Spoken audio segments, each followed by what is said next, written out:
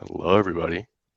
Yo, Oh, okay, we're here today for the masterclass, Creating a Sales Coaching Culture, How Modern Sales Leaders Drive Team Performance with Managerial Leverage. Super excited about the content and takeaways everyone's going to be getting out of this event. Of course, today's event is brought to you by the team over here at Modern Sales Pros. If you're not familiar, Modern Sales Pros is the world's largest and highest quality community for those in sales management, sales leadership, sales and revenue operations, and sales enablement, aka our Modern Sales Pros. Our mission is to create an environment for our members to answer questions they'd struggle to solve on their own and help them see around corners that they may not know about. We do that through live sessions like this, an online forum, and our quarterly summits. If you're not already a part of the community, you're going to be invited to join after this event. Before we dive into the event, I do want to go over some quick housekeeping notes. Of course, this event is being recorded. You're going to be able to access the recording and key takeaways on the previous events page of the MSP website. Second, if there's any questions for our speakers today, please do use the Q&A function. They're going to do their best to get to them during the event. All right, let's kick things off with the content. I'm going to pass things over to UP to do some introductions about Atrium and you guys. wonderful. Thank you, Elliot. I hope you feel better.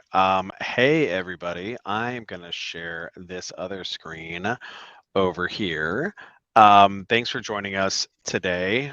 Really excited to talk about a topic that is near and dear to mine and Sean's heart, creating a sales coaching culture. What we're going to be talking about today is really focused on like for organizations that have multiple managers, like how do you create a culture, like a data-driven culture where managers are helping reps get better, right? And like identifying shortfalls and then coaching them to improve there. And so like how do you create that culture? How do you systematize that, all that sort of jazz? And so for folks who aren't familiar, so Atrium is the sponsor today, and so Atrium is software that helps sales organizations align their go-to-market org in order to embed a culture of data-driven sales management. And so, and the primary mechanism by which Atrium does that is by helping those frontline managers use data to improve team performance. And so the way that Atrium does that is by continuously monitoring dozens and dozens of AE and SDR KPIs and helping managers, operations, leadership know when something is off with their reps and their teams and so on and so forth. And so what this means is that organizations can get to coaching insights faster and drive positive behavior change and win. So one of the really cool things about this is that Atrium only takes about 5 minutes to set up. It takes about 5 minutes to set up a free account. So you can kind of get started on doing exactly that. Little introductions here. My name is Pete Kazanjy. I'm one of the founders of Atrium. Also am, prior to Atrium, I started and sold a recruiting software company called TalentBin. It was acquired by Monster Worldwide in 2014. And then subsequent to that, started Modern Sales Pros, yay MSP, and wrote a book on startup sales called Founding Sales. So really think about about sales excellence, sales operational excellence, analytical excellence, things like that, and how to scale that up across larger organizations and multiple managers and what have you. And with me today is my illustrious colleague, Sean Cardenas. Sean, you want to introduce yourself, let people know what you spend your time on here at Atrium and kind of what you worked on previously? Yeah, absolutely. So, hello everyone. I love being here today. So, I started selling Atrium over here with Pete nearly 4 years ago. Now I manage our mid-market segment and our corporate segment of AEs using Atrium, of course. And before that, I was a manager of 15 reps over at Yelp. And I have a coaching background with baseball, so coaching all the time. And now I get to use data with it more often, which is so much fun. Oh yeah, cool. And so before we get started, if folks are into it, we have an offer here today. If you'd like to get one of our handy dandy Atrium Sales Nerd hoodies, I am wearing an early example of one right now. It's very fuzzy. It's very warm. It's cold. It's cold here. But we're going to go ahead and drop a link to that here in the chat. You can go ahead and sign up for one of those if you'd like. And all we ask for in exchange is a quick discovery call around how you're using data to manage your teams. So let's go ahead and get into this. So I think there's kind of a couple different sections that we're going to go through here today. And so kind of the first thing we want to talk about is like why it's important that you're like why as a sales leader you should want your managers to be coaching, and then specifically why you should want your managers to be coaching using data. And so the first thing here is that those frontline managers are really the key differentiators between underperformance and overperformance in your teams, and specifically the reason why, and like don't believe me, you can ask Gartner about this. The reason why that's the case is because better managers will drive better higher rep productivity and better retention and even higher level of effort. But really the big thing that better management does is it makes it such that they make more reps be high performers. And so essentially what that means is they take reps who are, middle of the pack, middle up of the pack, middle of the pack, maybe even lower in the pack, and they pull them, right? They pull them to the right, if you will, right? Imagine a bell curve, and they make them better. And the mechanism by which they make them better is through coaching. Right, they don't make their top performers even top performers. They help the people who are in the middle of the pack get better. They improve the human capital on their team. And so this is something that Michelle Vazana at the author of Crushing Quota talks about pretty substantially. So Michelle's awesome. She was one of the authors of Cracking the Sales Management Code with Jason Jordan. And then Crushing Quota is all about how to coach more effectively. And so one of the things, like in her research, one of the things that she talks about that she found is that yes, the top 25% of managers generate more revenue than the bottom 25%, which is great. But the way that they do that is by getting more reps to quota, right? By making those reps more successful. And so so then you might say, okay, well, like how do I do that, right? How do I make it so I can make my managers more successful? Like I can make my managers coach better, and we're going to talk about that more here in a second. But the big thing there is that they enable their managers, right? So those companies, the more successful companies, are focusing in on directing their resources, so their budgetary resources, their human resources, et cetera, to help managers be better. And so you see this quite a bit, and like we see this with Atrium, where organizations that have enablement staff that are focused on manager enablement, so not just like you have like 3 or 4 enablement staff, instead of everyone kind of being generalists, there's a person who's focused on manager enablement. That really is a high criticality difference between the organizations who underperform and organizations that outperform, because they make their managers better, who then in turn make those reps better there. Sean, I mean, obviously you work with hundreds of Atrium customers. What have you kind of seen in terms of the higher performing managers versus kind of like lower performing folks? Yeah, I mean, if you get to a manager level, it's because you have some kind of skill set and like what you're talking about, how to close deals. But the ones that are struggling to get their teams a quota versus the ones that are really good, they just know how to focus it and like harness it in. Because sometimes you just have like such a wealth of knowledge, it's like kind of scatterbrain on like what you're training on. And so those really, really effective managers that have been enabled, like they're so focused at like one thing at a time and like backing that up. That's what I've seen. But it's easy to get there. You just have to have like the guardrails to be like an organized, thoughtful leader.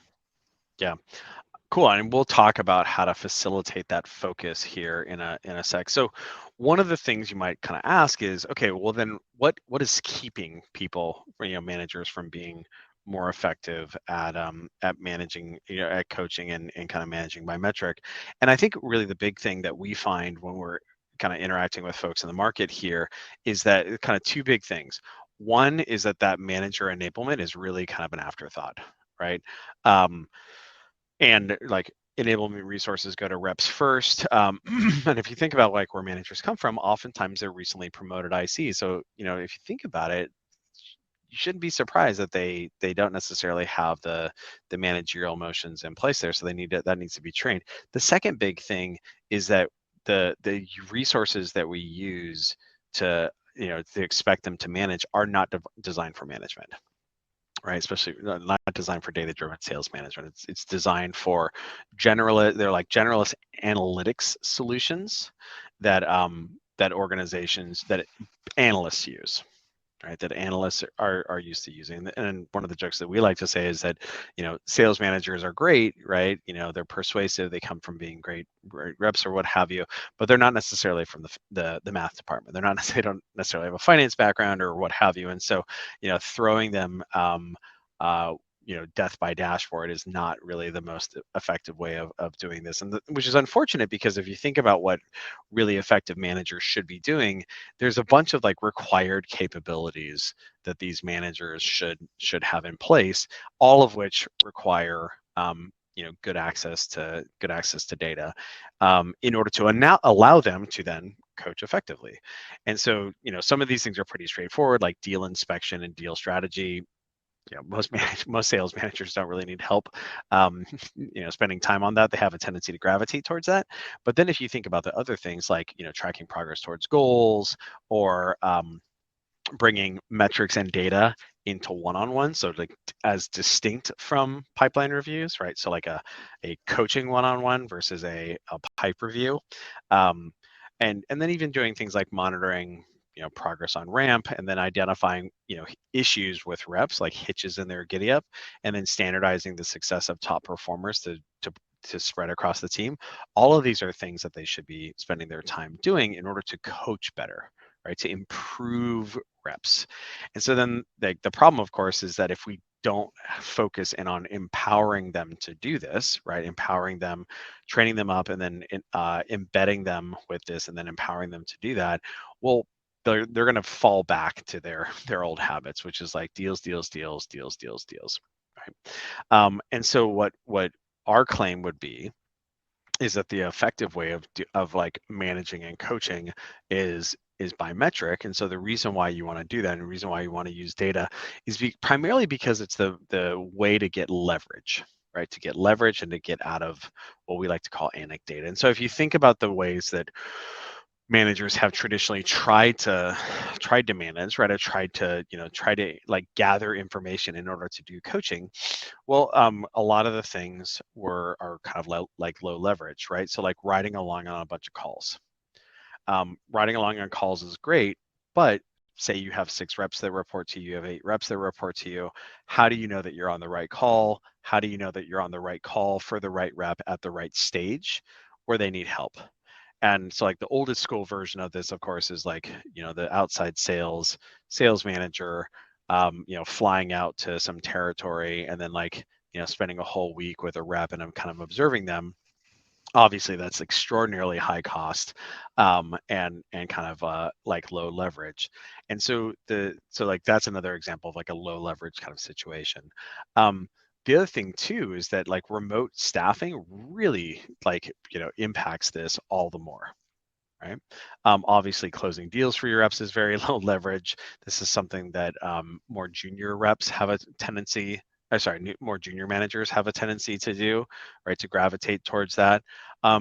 And then, you know, call recording is very helpful technology, but like listening to hours and hours of calls is also kind of low leverage, even if you're listening to it at like 1.5x, because again, what we need to figure out is where is the place in the sales motion that a rep is having problems, because I should direct my call listening in order to do coaching on those stages of the sales motion for this rep, and which might be different than the stages of the sales motion for another rep where they have issues. And so the thing that can really be powerful here with data is not only can you see around corners and see where people, you know, see where your reps are having this issue versus that issue, and then intervene and coach there. Also, you can see if improvements are happening, right? So if you can observe, an issue with a rep that's indicated by some metric, like a pipeline hygiene problem, say as an example, as indicated by an untouched op metric that is out of whack. Well, what you can do is you can, when you coach to that and ideally seek to resolve it, you can see if that's happening by tracking the improvement of that metric. Sean, like what kind of comments would you say around, the kind of like more low leverage behaviors that you see some managers engage in? It's a lot of the call recording stuff, right? Because of what you just described in slide 13, which is deals, deals, deals, and like listening to calls. Because promoted ICs become managers. I want you to sound like this, say it this way, right? And that's great. There's a lot of value in that coaching. But to Pete's point, like how much time does that take? Because every meeting that reps have is at least 30 minutes. And then you listen to that and then you listen to it again with your rep. And how many times are you able to do that with a team of 8 people on your squad on a weekly basis? Because we all know there's tons of other things that we have to be doing, and we probably all work till 8 p.m. or 9 p.m. at night on weekdays anyway. And it's like, how can you open up more time to do the higher leverage things? Yep. And so I see a lot of just call listening, but it doesn't get through so many calls. Yeah, exactly. And so that's why what you want to do is you want to save those arrows for the right, the right targets there. And that means understanding where a rep may be having issues. The other thing too is like call recording doesn't catch like, activity issues. It doesn't it doesn't catch like hygiene issues. And also like, it, it is good mixed with other things. So Yeah. let's go ahead and talk about how coaching ought to be done. Right. And so one of the things and that like one of the kind of frameworks I like for to describe this is this notion of observing, orienting, deciding, and acting. It comes actually from this guy John Boyd, who was a air-to-air warfare theorist in the 40s and 50s, and he came up with this concept of the OODA loop, right? Which is what you do is you observe, orient, decide, and act. And really, what it's all about is it's recurring kind of like scientific method to drive to a better outcome. And so the way that this works is, in this case, it was air-to-air combat, but like the pilot in question observes the situation, kind of sees where the other pilot is, kind of makes a decision like, oh, okay, they're pointing that direction, or they're pointing this direction, or what have you. Cool. I'm going to orient myself and then decide what action I want to take in order to improve my situation, right? To escape from them, or like to be able to attack them better. And then I'm going to take an action in order to go after that. And then once I take that action, I'm not done. I'm going to loop back again. I'm going to loop back again, and I'm going to observe again. Did it work? Right? And if it did, great. I'm going to do the same thing again. I'm going to say, okay, I improved my situation. Now I'm going to observe the situation. I'm going to make a next decision. I'm going to take it. I'm going to take an action. If it didn't work, same sort of situation. Like we have to understand, okay, it didn't work. I have to come up with a new hypothesis about what I need to do.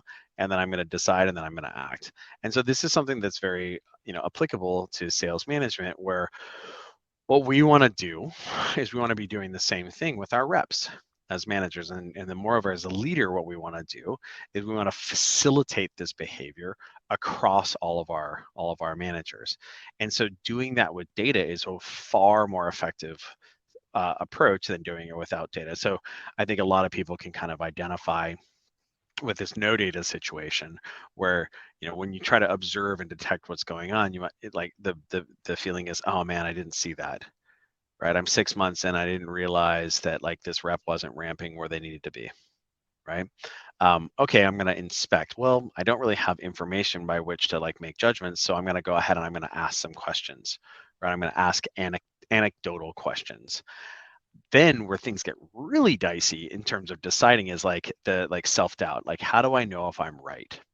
And I think that this is a big challenge that managers often have, especially more junior managers, is they don't want to be the heavy, right? Like, they don't want to be to be the asshole. And so they say, hey, how do I know if I'm right? Right. And so the problem with that is like they don't feel confident that they're necessarily right. So they don't act. Right. So this is a recipe for non-management.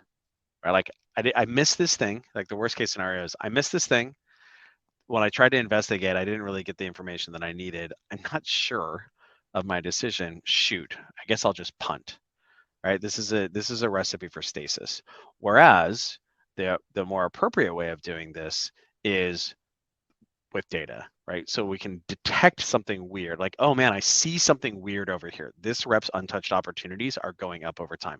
This rep's customer facing meeting behavior is declining. This rep's win rates are off as compared to their peers. I see something weird.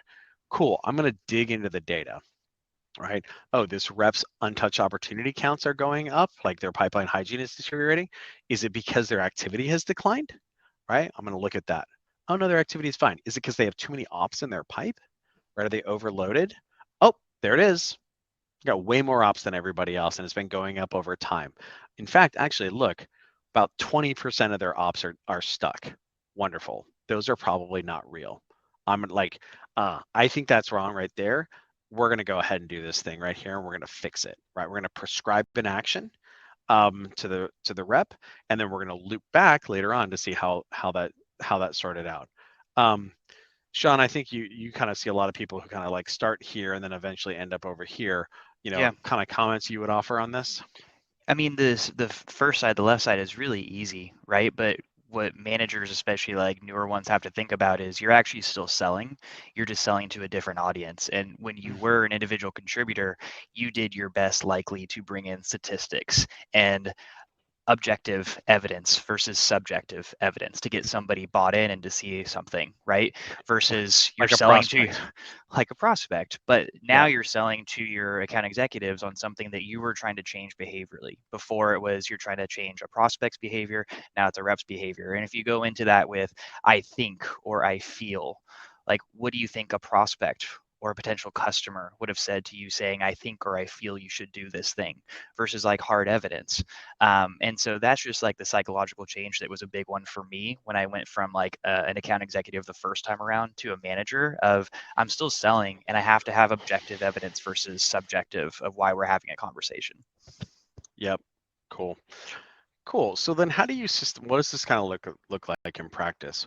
Well, there's kind of two things here. And like the one-on-one, the rep managerial one-on-one is like really the big thing to like where like most of this work gets done, where this managerial work gets done.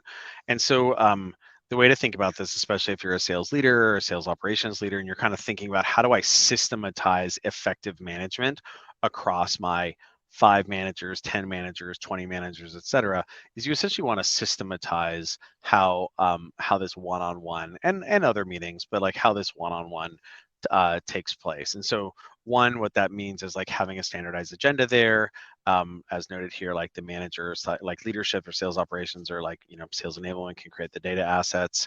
And then we then make sure that one-on-one is scheduled. And then importantly, this is where the manager is doing their work. So what they do is they can consume the information. So the manager consumes like the data assets in order to identify issues. And so an effective way to do this can be immediately before the one-on-one, or a great thing to do for managers is schedule an hour at the beginning of like one-on-one day.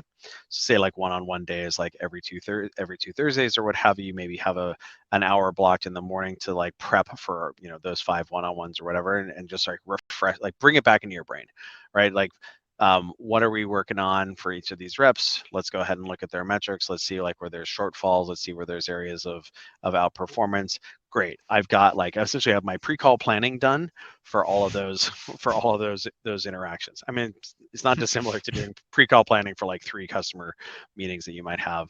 And then what you do is like you conduct those meetings, work through this, like work through those discussion points, agree on next actions, and then drive to a resolution. And then conveniently, you got another meeting on the calendar in like 2 weeks or what have you, right? So to your point, Sean, very much like a sales process there, where in this case we're having a sales meeting where we're like, revealing the issue at hand, and then like, inspiring action to change that behavior, and then prescribing and recommending a next action, and then making sure that we have another meeting on the calendar.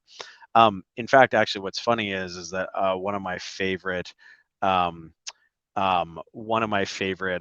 books on sales coaching is Five Secrets of the Sales Coach by Corey Bray and Hillman Sori, and they actually talk about this. Like, this is their kind of coaching methodology. They call it COACH: challenge, outline, action plan, consequences, and hold accountable. And one of my favorite things about it is that it's kind of like a sales methodology where you're revealing the challenge to the rep in question, right? Like, here's the issue at hand, and like getting their buy-in around that, and then secondarily, characterizing to them the consequences, so like the opportunity costs associated with not fixing it, and then making sure that we're prescribing action to that. So some examples of like what might look like, or like what coaching looks like versus not coaching. We're probably guilty of a number of these, right? So you can imagine like the not coaching example of like deal inspection might be like, hey, when's that Lockheed deal coming in? Versus the coaching with data approach might be like, hey, what's concerning you? Like a provocative discovery question. Hey, what's concerning you about the Lockheed deal? Like, I have concerns about it. What's concerning you about the Lockheed deal? I noticed that we seem to only be engaged with 3 contacts there, right? Or I've like, can you make this forecast bigger? Versus, I've noticed that your forecast is pacing behind. Ideas on where we can pull things forward or maybe avoid this in the future. I need you to do more activity. I've observed that your meeting volumes over the last 4 weeks have been lighter than usual, right? I'm citing data. What do you think might be contributing to that, right? Good. And then on the flip side, hey, good job. Good job, Bobby. Versus, hey, great job last month. Did you see how your higher average selling price by stretching for an additional seat led to 20% more bookings on the same number of wins, right? Reinforcing, again, using data, reinforcing why those effective behaviors for the rep. Sean, on the coaching versus not kind of coaching thing, or like, can you maybe some other ideas that pop to mind with respect to effective coaching with data? And can you hear me okay? My screen's frozen, but can you hear me okay, Pete? Mm-hmm. Yes, there I am. Cool. I love these examples. I mean, the easiest one to go down the rabbit hole on is when's the Lockheed deal coming in? Immediately, you put a rep on the defensive in having that conversation, and that's just no fun. And then you're in a position of feeling like a bad guy versus like, just ask things that are data backed. I love the example of we're only engaged with 3 contacts. Is there anyone else that we need to be engaging with to make sure that this deal happens during the close date, right?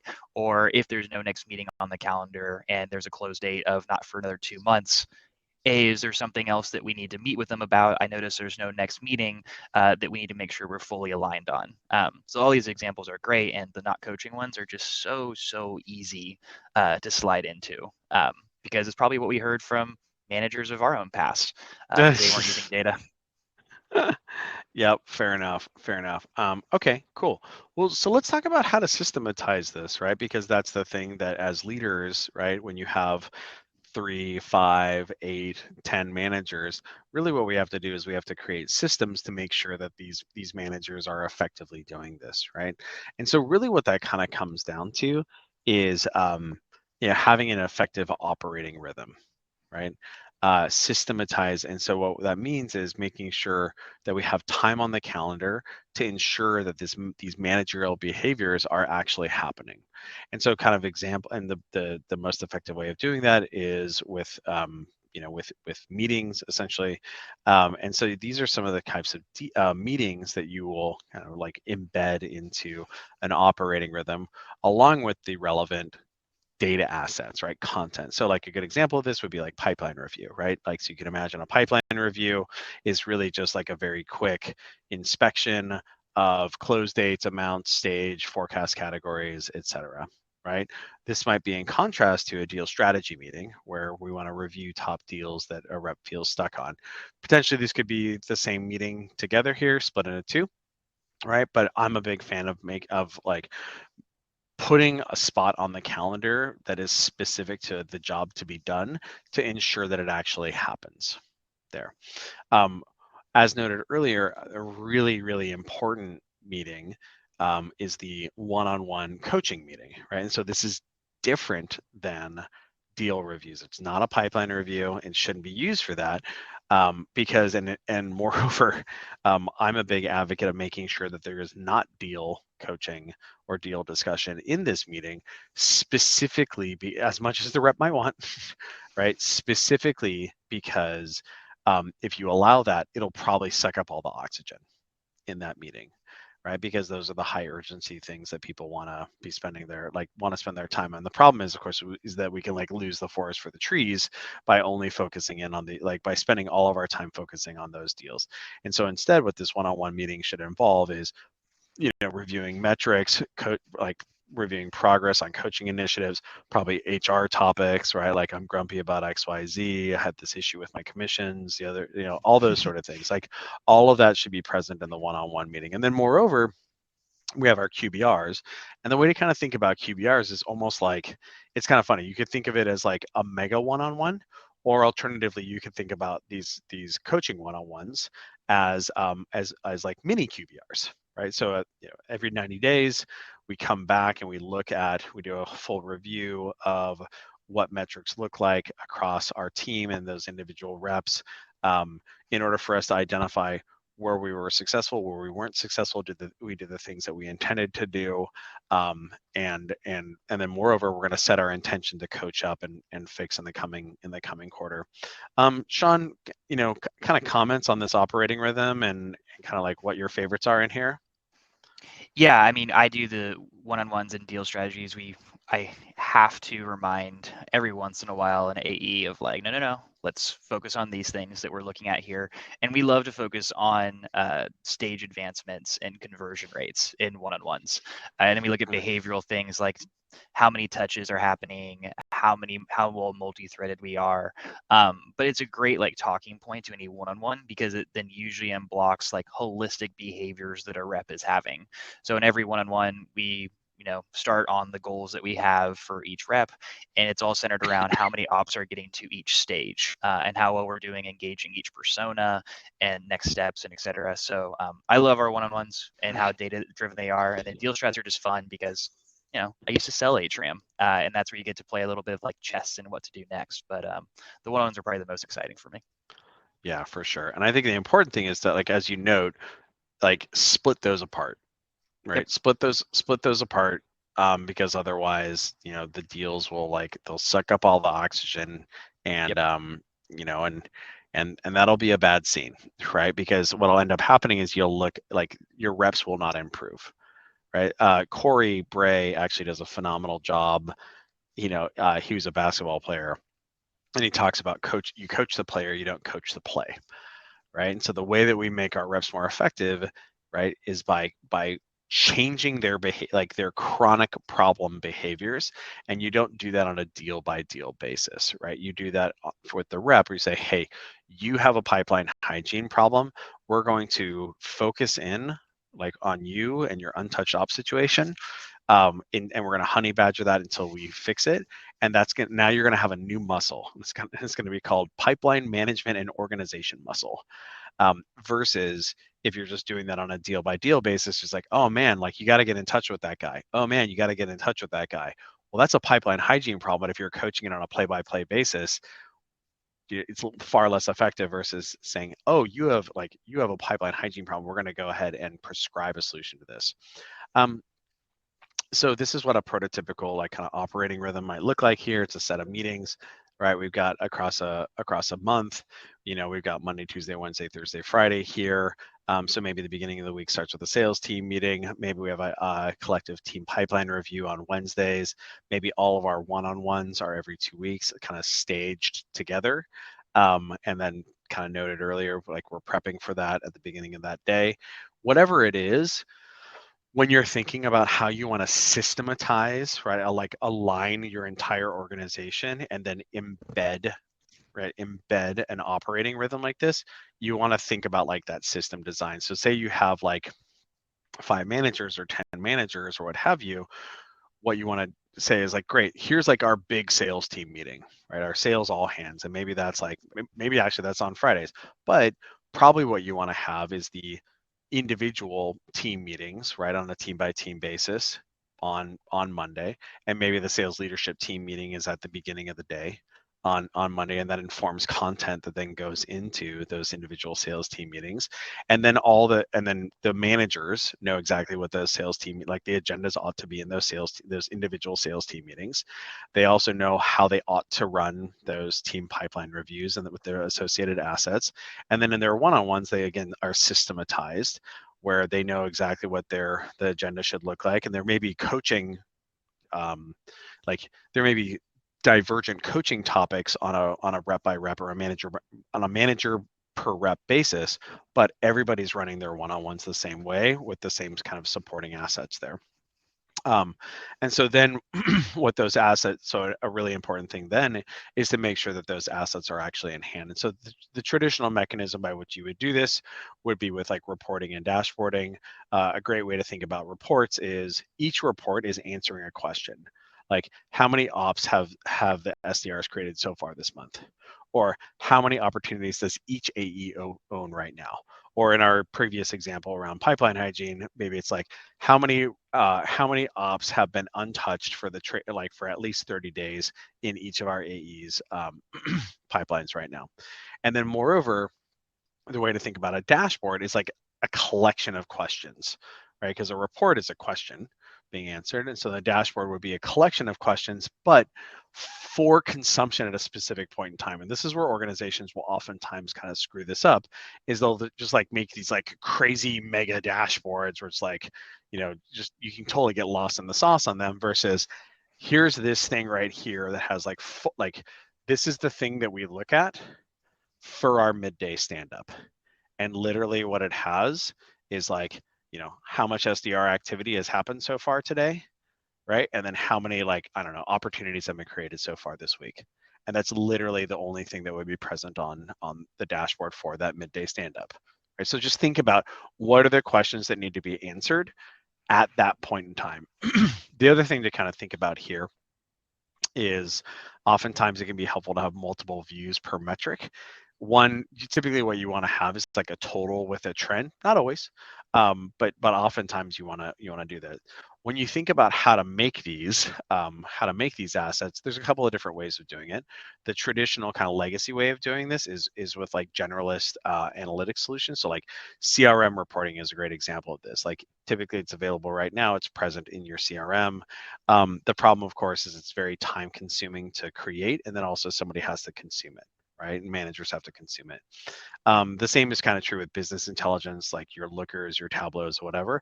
Again, very, very flexible, very powerful, oftentimes very slow to set up, and then very time consuming to monitor, because we have to use our eyeballs in order to like look at the squiggly lines and figure out where there's issues. We're particularly we are particularly partial to data-driven sales management software, insofar as it is specifically designed to help sales organizations manage by metric. It's very quick to set up. It's maybe a little bit less flexible than like, generalist BI, but then the other thing is that it's automatically monitored, right? So it's like statistically monitored to help managers understand exactly which reps are having issues with which metrics, such that they don't have to like do that dashboard diving themselves, but instead can spend their time actioning things, as opposed to like instead of searching for problems, they can spend their time fixing the problems that have already been detected for them. And so you can kind of see some examples of what this looks like here. This is customer facing meetings by week over time here, and then this would be a trend, and then this would be a total right here. Customer facing meetings so far this month. You can do the same thing with like a ramping view as well, where people are building up their pipeline over time. This would be another kind of critical thing to pay attention to from in a ramping scenario. So kind of, quick context for folks on Atrium. Just this is literally like what we're describing right now is literally the stuff that that Atrium exists to help organizations do. What our kind of belief is that sales management and leadership and aligning sales organizations to have a culture of data-driven management is so critical that it deserves dedicated software to do that. And what that looks like is every KPI for reps and teams, but then importantly, like ready to go out of the box. But importantly, all that stuff is being monitored, right? Like monitored on an ongoing basis. And so the reason why Atrium does that is to help those managers to align the organization and then embed that culture of data-driven sales management to then help those sales managers improve the performance of their teams. We do this with hundreds of customers, hundreds of modern sales customers. And typically what we end up seeing is that organizations see 30 to 70% improvements in the various KPIs that they start managing more effectively. So like, Gainsight's a great example of this, that saw a substantial reduction in stuck opportunities in their enterprise team as a result of focusing their reps in on identifying those stuck opportunities and the activities needed to get them loose. Envoy is another customer of ours that saw their meeting volume spike substantially subsequent to deploying Atrium. And so the whole idea here is that if you can measure it, you can manage it, and if you're managing it, things are going to get better.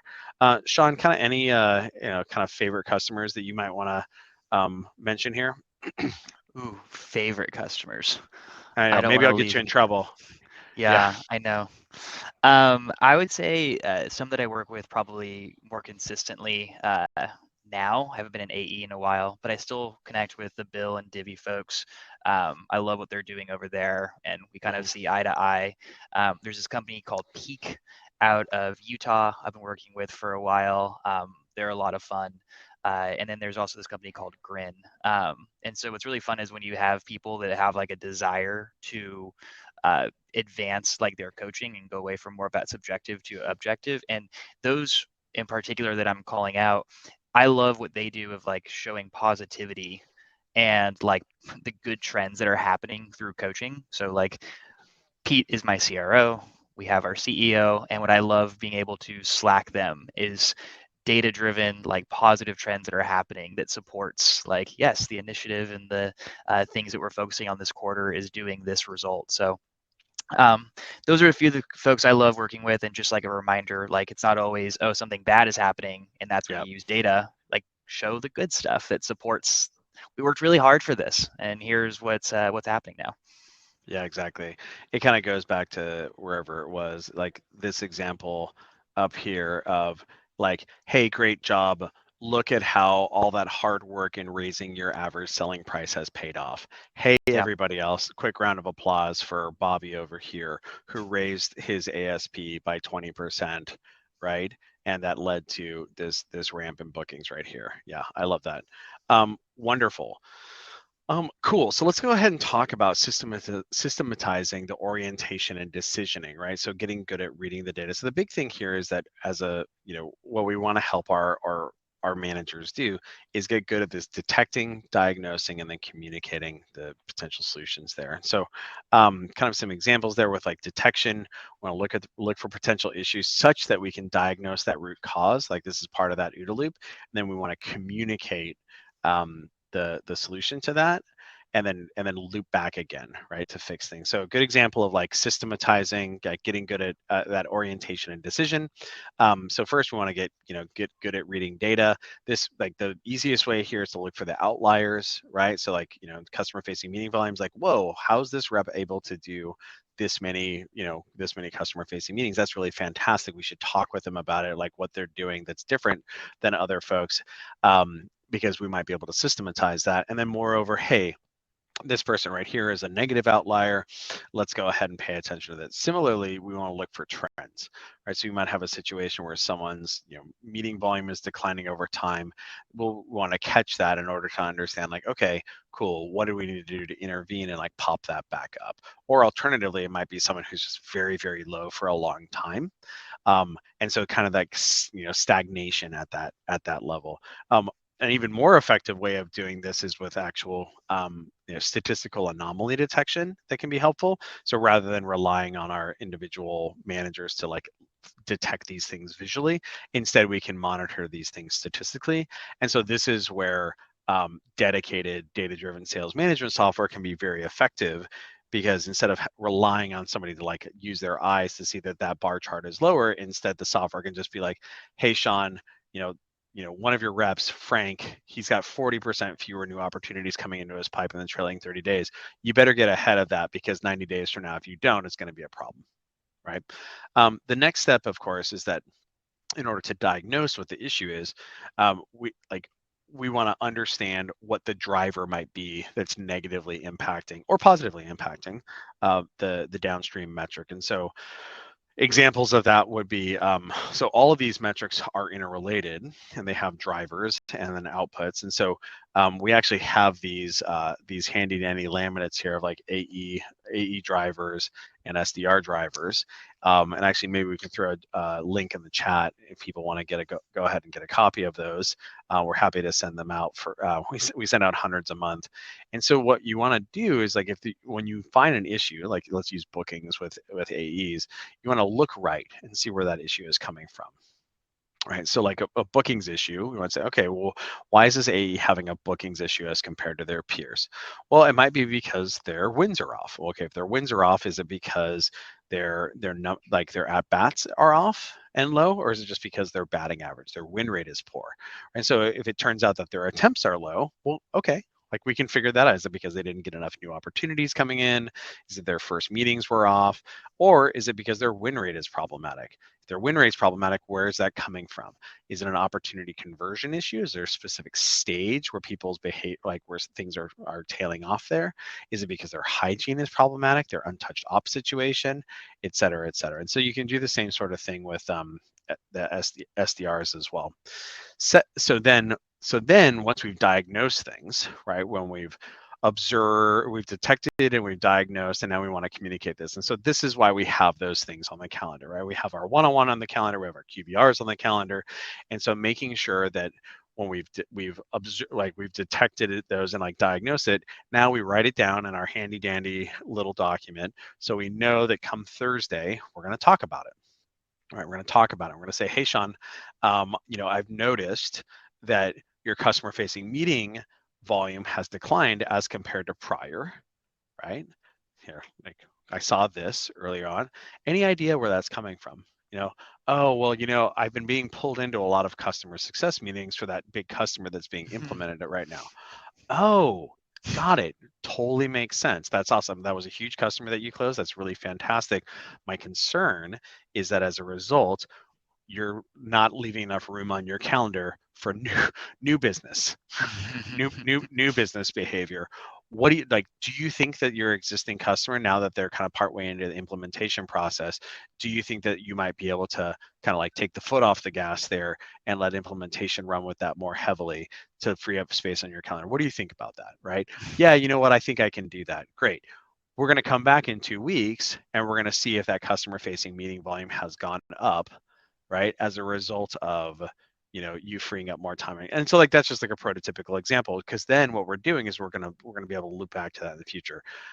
Sean, what are some of your kind of favorite ways of making sure that you're communicating these issues effectively, kind of co-creating solutions together with reps who maybe they got an ego to them, maybe hopefully they're coachable, but maybe sometimes the hair sticks up on the back of their neck and they like their the coachability defenses come up. What are kind of good ways that you found to communicate these things and then loop back on stuff to fix them? All of the AEs at Atrium are very coachable. They're awesome Obviously. if any of them watch this. But the one part of it is to allow like the AEs to kind of manage themselves. So like, for example, at Atrium, pipeline hygiene is something that we don't want to designate a ton of one-on-one time to actually talking about. We want to talk strategy, we want to talk other things. And so like enabling them with views to, hey, ahead of this one-on-one that we have together that's in an hour, here's the state of your pipeline. Are there any things that have to be adjusted? So we have like private Slack channels with each other where these reports go off. So like me and one of the reps, it can show like, hey, here's our hygiene right now. And I can see before the meeting happens, like them make a ton of changes. So it's like, hey, thanks for making all those updates. Now we can actually just talk about the fun stuff, right?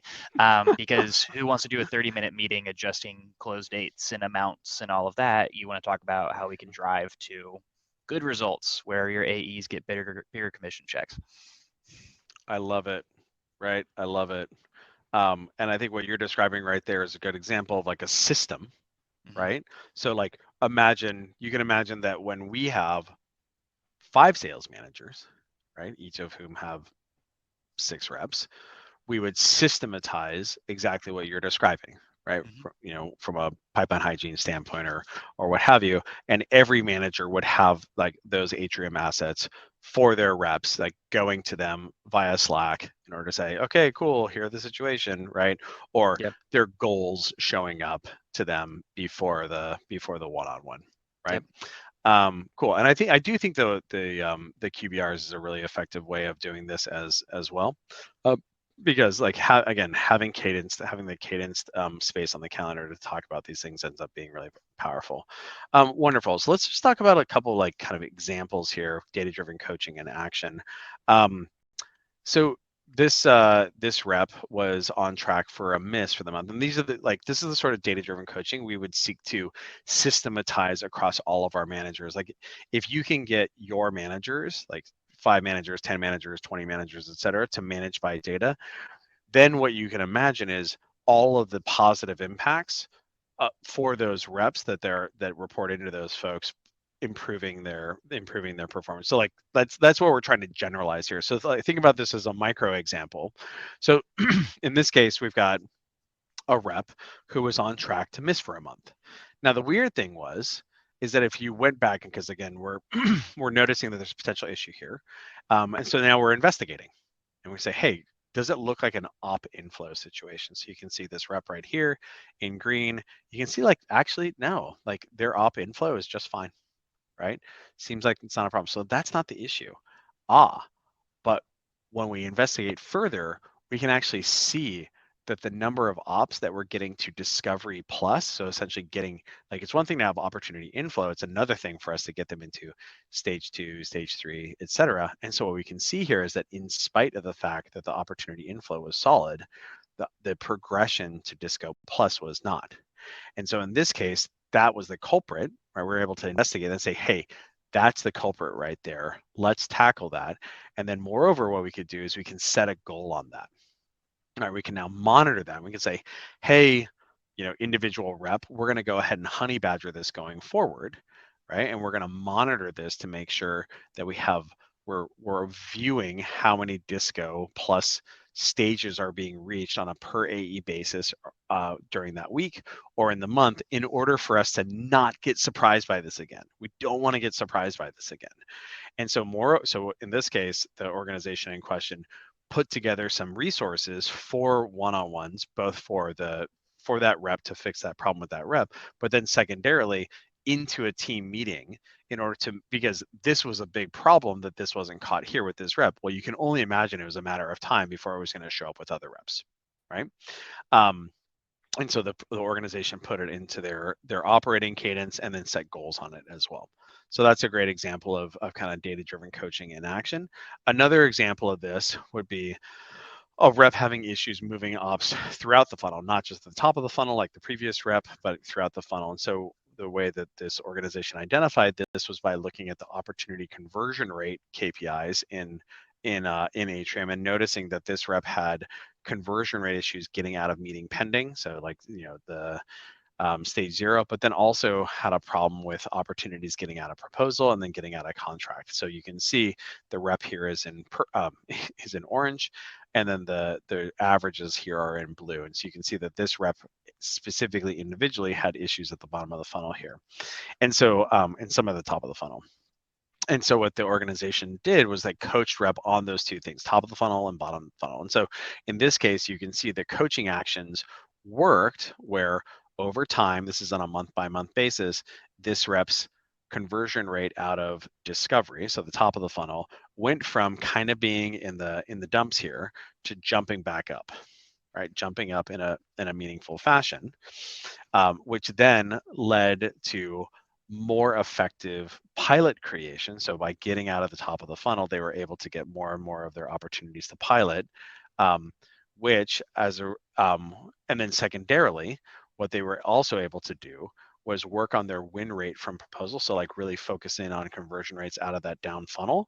And so again, you can see that their win rate from proposal really improved heavily here. So what happened was the rep went from this situation where they were an underdog here and here to this situation, right, where they're much higher performing as compared to their peers through this coaching. And then moreover, what you can see is their pipeline had been kind of like, bumping along at this right here, because like, new stuff would come in or also flow out and what have you.